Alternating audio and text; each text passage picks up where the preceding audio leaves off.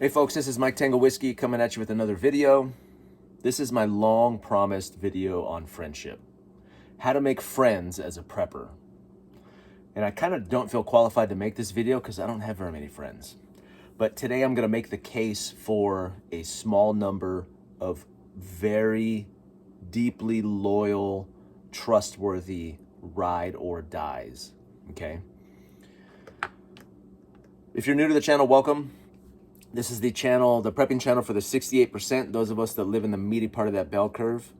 A bunch of normies living in the suburbs, driving vans and sedans and such, carrying satchels and messenger bags on our way to our white-collar jobs.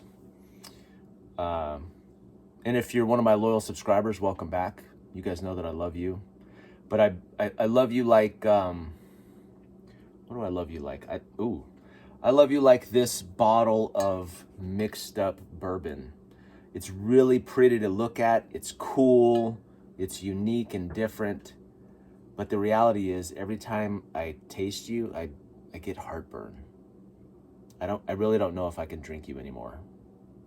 But I'll keep you around though, and I'll show you to my friends when they come over. So they think we hang out, but that's how I love you. Okay, so this video is about how to make friends. As a 50-year-old man, that just sounds so stupid coming out of my mouth. I'm 50 years old. I have a wife. I have 8 kids. I have a job. And I don't have very many friends. I need more friends.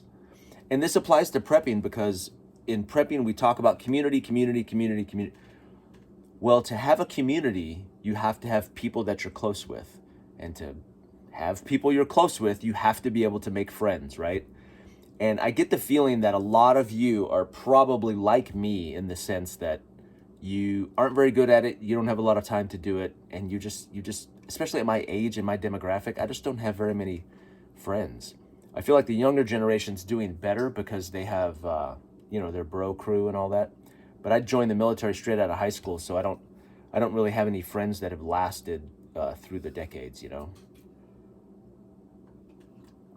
that I see often anyway. So that list is single digits, but I think that's a good thing. So I'm going to start by telling you a story about friendship. Right after I got out of the military, I got out, I moved to where I live, and I immediately tried to get connected in a lot of different places. I went through a little bit of an identity crisis. I had to back off eventually. My wife was like, "What are you doing?" They always tell you when you get out of the military that you go through this kind of identity crisis because after 24 years in the service, you kind of become institutionalized. The uniform becomes who you are. And I remember thinking, no, that won't happen to me. I'm a Christian. I know who I am. I'm a father. I'm a husband. But it happened to me. So I dove headlong into all these different projects. I ran a workout group in my neighborhood. I started a rucking club that I was part of. And then I started working out at this garage gym where a friend of mine, this guy that I met, and I was just off I started this Instagram business. It made no money, so it was a hobby. But I got off into all these different things. One of the things that I got super involved in was a neighborhood Bible study, which was great. So as part of this Bible study, we met twice a week just down the street. I could walk there at a guy's house. And it was just 8 to 10, overall I think it was about 12 guys that would just kind of hang out, read the Bible, discuss. It was great. I loved it. It was what I was craving. It is what I needed at the time. And it was good for me spiritually, good for me socially. And I loved it. I looked forward to it every week. It was Tuesdays and Thursdays at like 5 o'clock in the morning. It was great. Awesome. This went on for about 2 years. And some guys would kind of come or go. And there was a core group of us that would meet for about 2 years. This is in 2018 to 2020. Well, we were meeting right around the time COVID hit. We were still a thing. And it was like January of 2020, February of 2020, before people began to panic, right? And we were starting to talk about this new virus or whatever, and we didn't really discuss what we were going to do, but one day at group, one of the men, he said, "Oh, I got tested. They made me get tested at work." No, I didn't. Nobody knew what was going on, but I knew that I didn't want to get tested. I knew that I didn't want to. I felt early on that this was going to be bad, right? So he said his job made him get tested. And I remember having a conversation with him. I go, what do you mean they made you get tested? Like they forced you? They threatened you to fire you? He goes, no, they asked me to get tested and I said yes. He goes, I was negative. It's like, oh, okay. I didn't care about that. What I was concerned about is that he complied so easily, right? And I remember it came up a couple weeks later in the group. I remember that didn't sit well with me. And it came up a couple weeks later in the group where it came up again. And I had a conversation with him and I said, because at the time in Washington State, the governor was talking about putting together a brigade, I think is the word he used, a brigade of contact tracers, 1,500 people trained by the state to use the data from your cell phone to find out who you had been around so they can come to your house when you knew somebody that was sick because you might potentially get sick. And they didn't really talk about what happens after that, but we were assuming they were just going to take us from our homes, put us in isolate us, put us in a hotel, a camp, I don't know, who knows. Well, I did not want agents of the state at my door with the power and the authority to separate me from my family. So this did not sit well with me. So I had a conversation with this guy and I said, hey, look, if they ask you if you've been around me, I don't want you to say that you've been around me. Okay, I want you to say nothing. And I remember he goes, well, I feel like I would have to say so. I was devastated. I was like, wait, what? What do you mean? And he goes, well, I wouldn't want to lie. That would be lying if I said I wasn't around you. So I would have to say that, I'd been around you. So it's like, okay, I'm not asking you to lie. I was asking you to plead the fifth. I was asking you to say nothing about it. But he felt like he would have to confess that he'd been around me. Well, that's a problem. So then by this time we had decided to stop meeting, and offline I went to each of the men, either face to face with a couple of them and over chat with a couple of them, and asked them all the same question. Out of the 12, right off the bat, 50% outright very quickly said they would have to turn me. They would have to give my name because that's the Christian truth-telling thing to do. The other there was 3 or 4 that were kind of on the fence. They're like, well, I don't know, it depends, and blah, blah, blah. They were wishy-washy. I could tell they wanted to say, I knew what would happen. They would say my name. They would give my name. And there were 2 guys that said they would not give my name. Now, fast forward 5-6 years, that was 5 years ago. I left that group with one friend, 1 out of 12. One who, to this day, I meet with weekly, and he is a ride or die. This guy, there's no way. He goes, I would never give your name up. I would never set. Right, this is a guy, he's got a rough background. Like, he's from the streets originally, and he had a bout of, drugs and homelessness and all this other stuff, and he was a ride or die. This was a guy. And I came out of that. I remember valuing that group so much because I was like, I have common interests with these guys. I had spent twice a week over the course of 2 years. That's like 200 hours. We had time invested. We had common interests. We were like-minded. We believed the same things. But the friendship had never been tested. It had never been tested.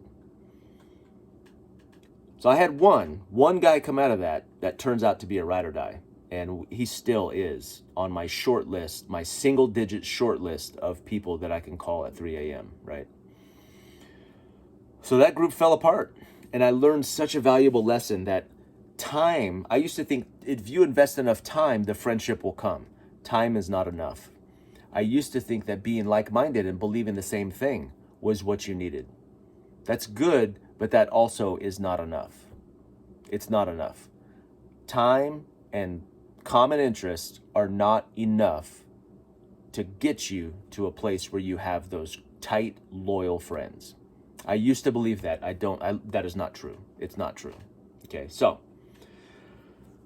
I have a new approach. I have a new approach where instead of kind of waiting for people, just giving it time and investing enough effort and it'll just happen on its own. Nope. Nope, I'm much more intentional about it. And I have an approach that I use to make it happen faster. I came out of COVID valuing loyalty and trust over everything else, and with very little patience for people who are not, they can't do that or won't do that. Okay, so let's look at my system. I drew this and I realized it looks like an eyeball, probably like my bloodshot eyeballs right now because it's the middle of the night and I'm out in the garage. So I'm gonna get rid of this red circle because it's creepy. So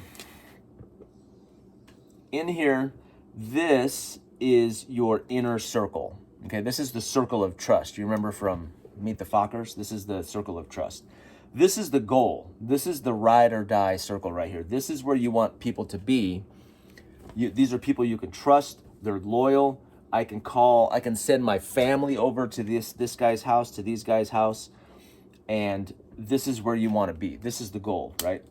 Now, my plan used to be kind of keep people out here until they prove themselves, and then you can move them into the inner circle, right? But that took a lot of time. It took a lot of effort. It took a lot of, and it turns out it wasn't very effective, okay? So now here's what I do. Instead of doing this, waiting for this to happen out here, now I take a guy that I meet who if my gut tells me, if my instincts tell me that this guy is a potential ride or die. I am always looking for potential men to fit into this inner circle. I'm always scouting.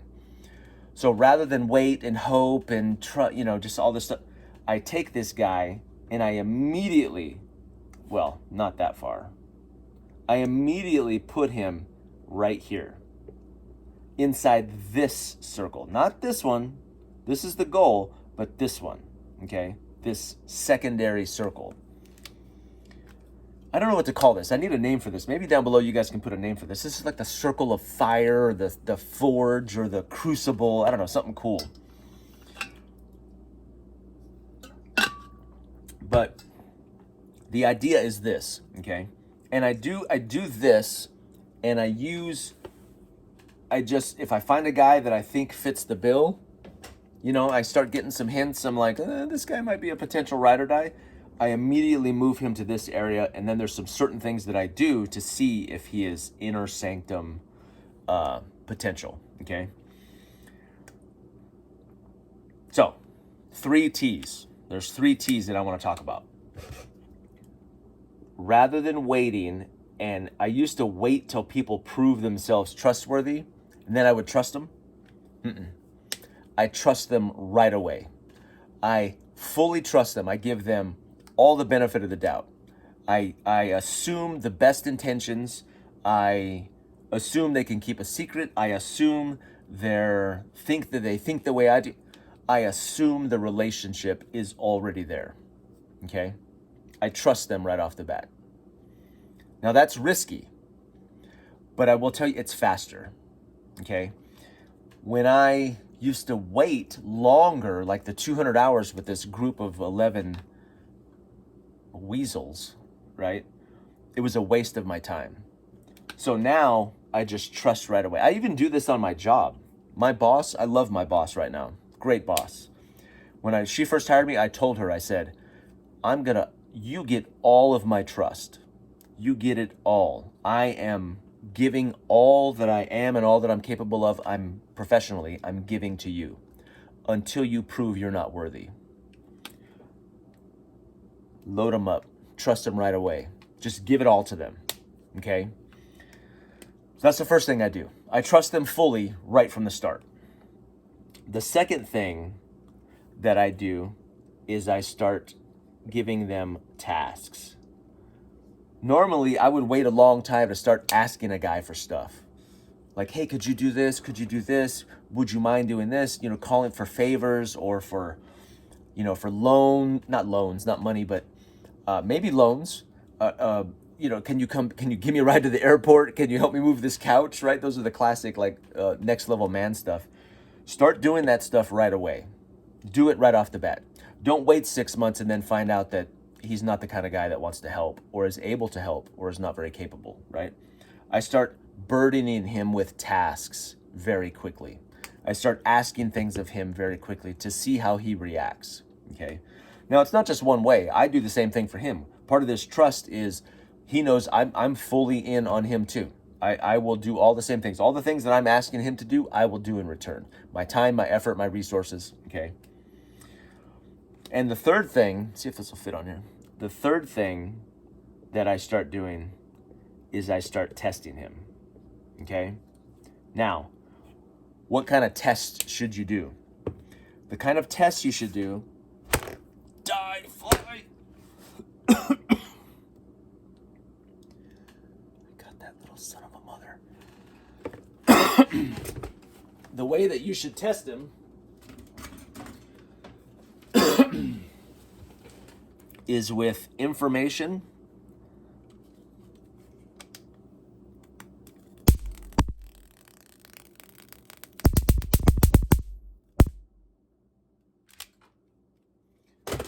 start testing him right away. Test him with information, secrets, okay? Trust him with, now, I don't do inner secrets. I'm not like, here's how many rounds I have. No. I start testing him with information though. I start testing the things that he believes, right? You know, normally like at work or other places, you go, don't talk about religion or politics. No. I want to talk about that stuff very soon and very much. I want to start testing what he believes. I want to start testing him with information. I want to start testing him with maybe money. You want to find out where somebody's heart is? Involve money. Do something that involves money between the two of you.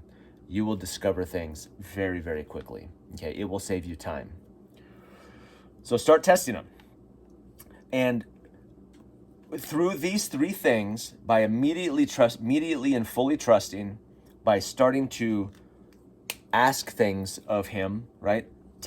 Give him tasks, things to do, favors, and those kind of things.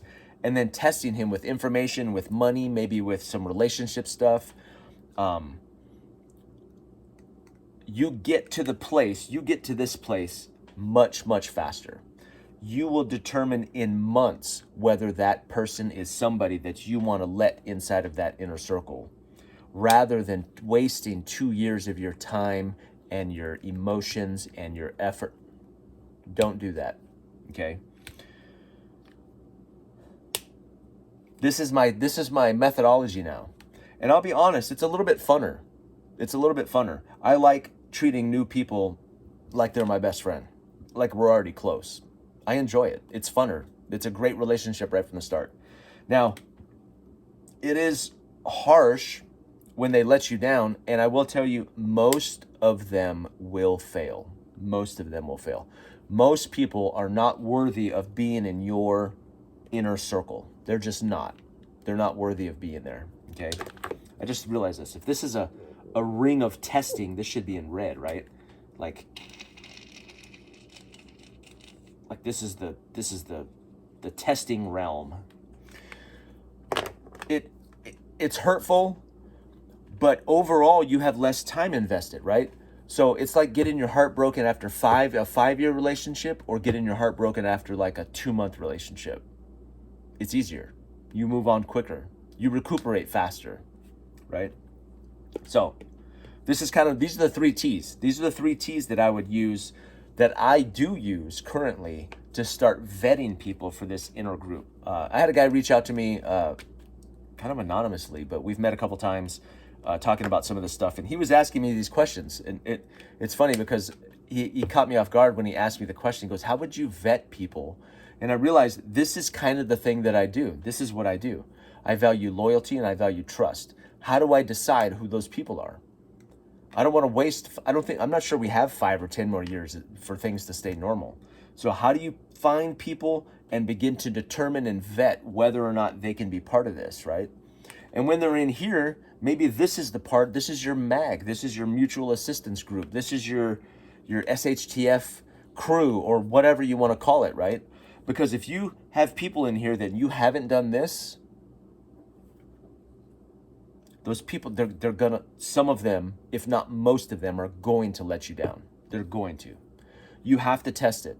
Friendship untested may not really be friendship. Those might not be friends of yours.